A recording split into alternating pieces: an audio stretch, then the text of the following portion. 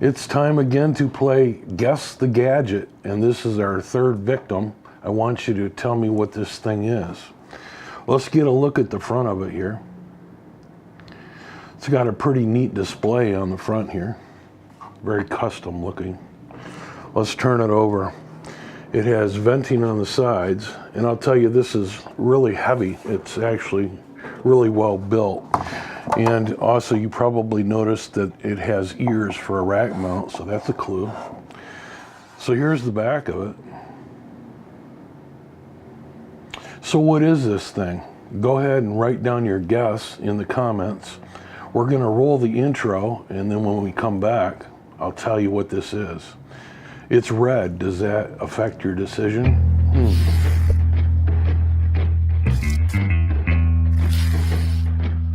What this item is called the Firebox 1000, made by WatchGuard Technologies. And what it is in a nutshell is a hardware-based firewall system.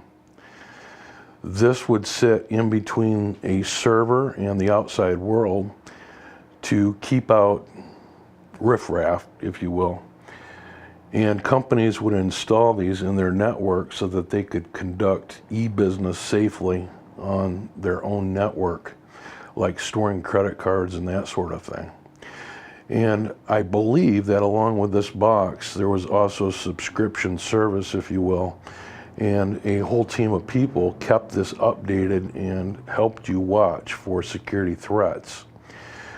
And typically a company would only have to hire one guy to keep track of the internet security, and they could use this box to help them because, again, you would have a team of people behind you.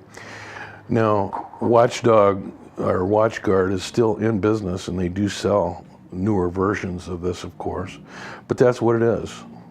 Let's go ahead and plug it in and see what it looks like lit up. Now, of course, without the software, we can't run this, and that's all part of the licensing and stuff. But I think it still might be interesting to see what it looks like lit up and maybe take a peek inside. How's this thing work from 1998? What do you think will be in it? Anyway, let me go and plug this in.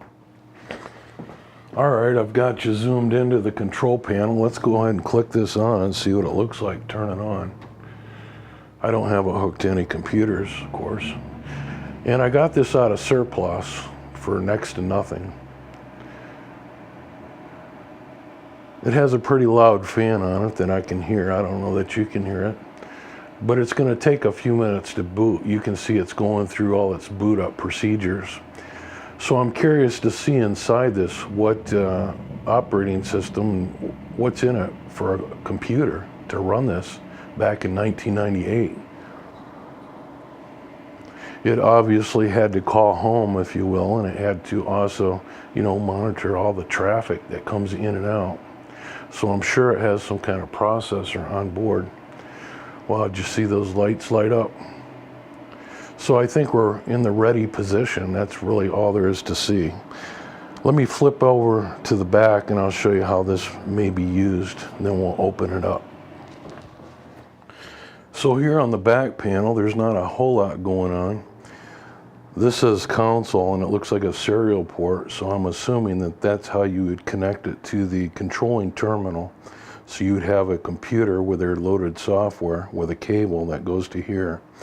And that way you could program what you wanted this to do exactly. If you wanted it to block certain ports or look for rises in traffic, there would be a whole host of rules. And again, the company that built this will help you with that. This says external, and it's a Cat5 type connection, so this would probably go to the outside world. This says trusted and then optional, so there's options here. There's also a slot for PCI that's not populated and the power switch. So that's pretty much all that's here. So this would sit between the internet and the inside landline, and then your console would go directly into here. And they even have a factory default switch to get you out of trouble. So let's open this up and see what's inside. There's got to be a little computer in there, right?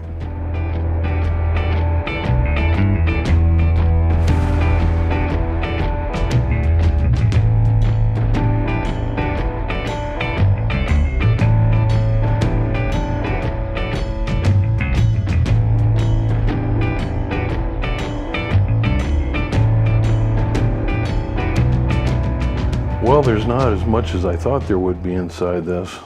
There's the power supply there. Let's tip up here. And the motherboard. Let's get a closer look. Well, yes, it's a small computer. That's exactly what's inside this. I was looking on the internet and I found a group of people that are actually hacking these and putting a piece of software that's called pfSense on these. And it's a free open source firewall. So basically, we're just dealing with a small, probably 200 megahertz computer, I'm guessing. Now, I've looked in here, and some of the others I've seen on the internet have cards inside them. This does not have that, but it does have a header pin here and here. And you could probably hook up IDE to here if you wanted to. And it's got its own cooling fan. So again, there's probably maybe a Pentium 200, something like that, not real big. But it would be fun to play around with this and hook it up. I'm not going to go any further with it because I'm just too busy. But yeah, I find that fascinating that there's a small computer inside here. And you can actually hack it and put Linux or whatever you want on it. And they've even found a way to control the custom lights in the front. These are all the LEDs in the front that light up this panel. You see I've got the front off it right now. But yeah, very interesting. I'll put a link to the PDF file if you want to follow along in the description below. And also right here you can see a slot with some RAM in it. That's probably about 256 or so. Backup battery. Well, how did you do on your guess? Did you guess what this was? Did the color of red give it away?